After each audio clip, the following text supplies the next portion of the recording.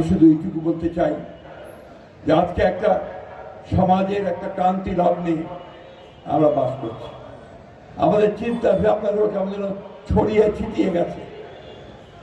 আজকে সেই চিন্তা ভাবনাগুলো আমাদের একত্রিত করতে হবে। সমাজকে গড়ে তুলতে হলে আজকে অবশ্যই নারীদেরকে সামনে সমানভাবে নিয়ে আসার প্রয়োজনটা অত্যন্ত জরুরি। দুর্ভাগ্যজনকভাবে আজকাল কোনো গোষ্ঠী, কিছু মনে করবেন না, নারীদেরকে দূরে ছেড়ে রাখতে চায়, তাদেরকে পর্দার আড়ালে তারা আরো বেশি করে তাদেরকে আটকে রাখতে চায়। আমরা মনে করি যে নারীদের অংশগ্রহণ প্রতিটি ক্ষেত্রে, উন্নয়নের ক্ষেত্রে, রাজনীতির ক্ষেত্রে, সমাজ সংস্কারের ক্ষেত্রে অগ্রণী ভূমিকা পালন করা উচিত।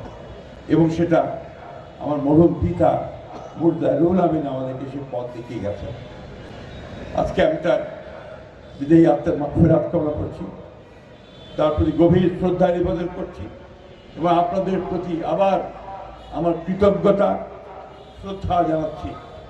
আসুন আমরা সবাই মিলে বাংলাদেশকে গড়ে তুলি, সবাই মিলে বাংলাদেশকে সত্যিকার অর্থেই একটা ভালোবাসার রাষ্ট্র হিসাবে গড়ে তুলি।